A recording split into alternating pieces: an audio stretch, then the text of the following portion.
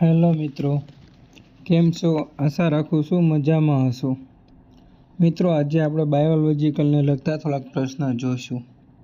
તેમાં પહેલો પ્રશ્ન, ટીબી. ટીબી રોગ શેનાથી થાય છે? મિત્રો, ટીબી ઘણા પ્રકારથી થાય છે.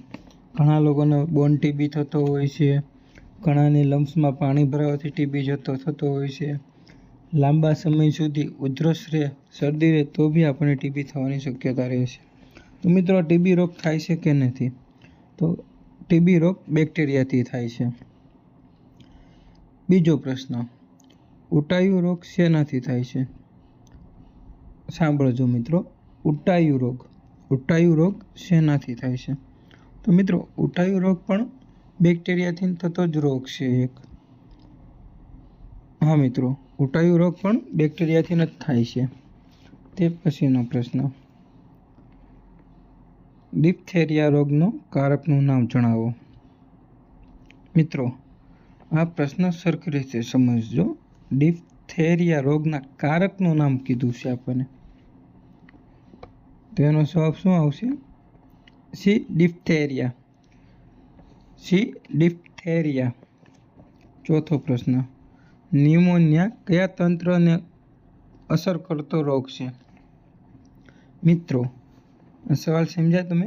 ન્યુમોનિયા કયા તંત્રને અસર કરતો રોગ છે? એટલે પ્રશ્ન એમ છે કે ન્યુમોનિયા આપણા શરીરના કયા તંત્રને અસર કરે છે? તો એનો જવાબ આવશે શ્વસન તંત્ર.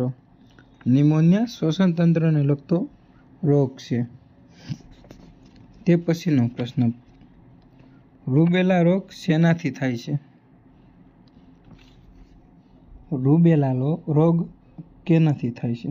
તો મિત્રો, રૂબેલા રોગ એક વાયરસથી થાય છે. મિત્રો, તે પછીનો પ્રશ્ન આપણે જોઈએ તો ટીબીના કારકનું નામ જણાવવાનું કીધું. મિત્રો, એટલે આપણને ખબર છે ટીબી બેક્ટેરિયાથી થાય છે, પણ ટીબી કયા બેક્ટેરિયાથી થાય છે? તો માઇક્રોબેક્ટેરિયમ ટ્યુબરક્લોસિસ બેક્ટેરિયાનું નામ છે મિત્રો. માઇક્રોબેક્ટેરિયમ ટ્યુબરક્લોસિસ આ એક ટીબીના બેક્ટેરિયાનું નામ છે. તે પછીનો પ્રશ્ન મિત્રો, ગાલપોચોળિયું રોગ શેનાથી થાય છે? મિત્રો, તમે સ્કૂલમાં જોયું હશે, ઘણા બાળકોનો ગાલ એકદમથી એક બાજુનો ગાલ સૂજી જાય છે. તો તે કેના કારણથી થાય છે? તો વાયરસથી. ગાલપચોળિયું રોગ વાયરસથી થાય છે. ઓરી રોગના કારકનું નામ જણાવવાનું છે. ઓરી રોગનો કારક જણાવો. મિત્રો, ઓરી રોગના કારક એટલે ઓરી રોગ કયા બેક્ટેરિયાથી થાય છે એ બેક્ટેરિયાનું નામ આપણે જણાવવાનું છે. તો તેનું નામ શું આવશે? RNA paramyxovirus. આ ઓરી રોગના કારકનું નામ છે મિત્રો. તે પછીનો પ્રશ્ન,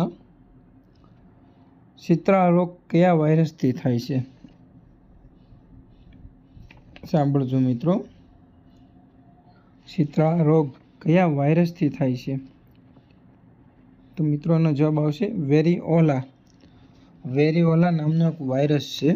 જો તે આપણને વાયરસ આપણા શરીરમાં પ્રવેશી જાય તો આપણને પૂરેપૂરી શક્યતા છે કે શીતળા રોગ આપણને થાય. તે પછીનો પ્રશ્ન, અસબડા રોગ શેનાથી થાય છે? તમે જોયું હશે મિત્રો, ઘણા મિત્રોને અસબડા થતા હોય, ઓરી પણ થાય. ઓરી અસબડા બંને આપણે નાનપણમાં હોઈએ ને ત્યારે થતા હોય છે. તો અસબડા રોગ શેનાથી થાય છે? તો તે વાયરસથી થાય છે મિત્રો. અસબડા રોગ વાયરસથી થાય છે. તે પછીનો પ્રશ્ન, વેરીસેલા વાયરસ કયા રોગનો કારક છે? મિત્રો, હમણાં આપણે જોયું કે આ વાયરસનું નામ છે વેરીસેલા વાયરસ. તે કયા રોગનું છે? કે તે વાયરસ આપણને થાય તો કયો રોગ આપણને થાય? તો અસબડા આપણને થાય. જો એક જ મિનિટ કઈ ગયો, વેરીસેલા રોગ વેરીસેલા વાયરસ આપણા શરીરમાં પ્રવેશી જાય તો આપણને અસબળા થાય. તેવી જ રીતે મિત્રો આપણે આગળ વધશું. ઓરી રોગ શેનાથી થાય છે મિત્રો? ઓરી રોગ શેનાથી થાય તો કે વાયરસથી થાય. ઓરી રોગ એક વાયરસથી થતો રોગ છે.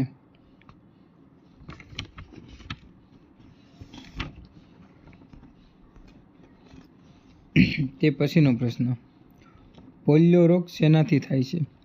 મિત્રો તમને ખબર હોય તો કે આપણે દર 3 મહિને આપણા સિટીમાં કે આપણા ઘરે, આપણી સ્કૂલે પોલિયોનો પ્રોગ્રામ હોય છે.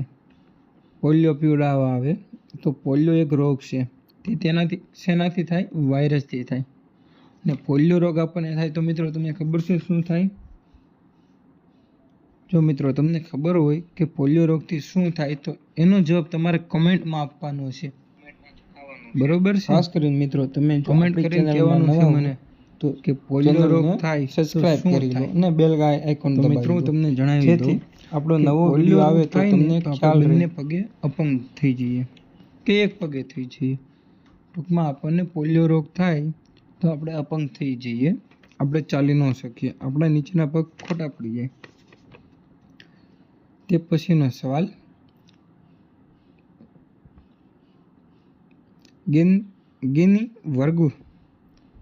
ગિની વર્મ વાળા રોગના કારકનું નામ જણાવો. મિત્રો આ સવાલ સરખી રીતે સમજજો. ગિની વર્મ વાળા રોગના કારકનું નામ કીધું છે તો તેનું નામ શું આવશે? નામાતોડા પેરાસિટા. હા મિત્રો, આ એના જંતુનું નામ છે, નામાતોડા પેરાસિટા. તમને જરાક અલગ લાગશે પણ તે જંતુનું નામ છે. જો તે આપણા શરીરમાં પ્રવેશી જાય તો ગિની વર્મ વાળા રોગ આપણને થઈ શકે છે. તે પછીનો ને આપણો 15મો લાસ્ટ ક્વેશ્ચન, તે કયો છે? પોલિયો રોગ કયા વાયરસથી થાય છે? મિત્રો આપણે જોયું કે પોલિયો રોગ એક વાયરસથી થાય છે. બેક્ટેરિયાથી નહીં પણ વાયરસથી થાય છે. પણ કયા વાયરસથી થાય છે તમને એનું નામ ખ્યાલ છે? તો પોલિયો રોગ RNA પોલિયો વાયરસ 123 આ વાયરસનું નામ છે. RNA polio virus 123. જો આ વાયરસ આપણા શરીરમાં પ્રવેશી જાય તો મિત્રો આપણે અપંગ થઈ જઈએ કે અપંગ થવાની પૂરેપૂરી શક્યતા રહે. પણ આપણે નિયમિત પ્રમાણે નાના હોઈએ ત્યારે જો આપણે પોલિયોના 2 ટીપા પીધા હોય કે 1 ટીપું પીધું હોય તો મિત્રો આપણને પોલિયો ન થાય. પહેલાંના જમાનામાં પોલિયોના કેસ બહુ થતા કે માણસ અપંગ થઈ જતા. તે પછી એની રસી આવી. હવે આપણે ભારત સરકાર કે ગુજરાત સરકાર આપણને ટાઈમે આપણા સિટીમાં, સ્કૂલે, ઘરે આવીને આપણને ટીપા પાઈ જાય તે બી બિલકુલ ફ્રીમાં આપી જતા હોય છે. તો આપણા ઘરની આજુબાજુ નાના છોકરા હોય, મોટા છોકરા હોય, તેમને ખાસ કરીને આપણા નાના ભાઈ બહેન હોય એને પોલિયો પાવવો જોઈએ, જેથી તે ચાલી શકે અને આગળ જતાં કોઈ રોગનો શિકાર ન થઈ શકે.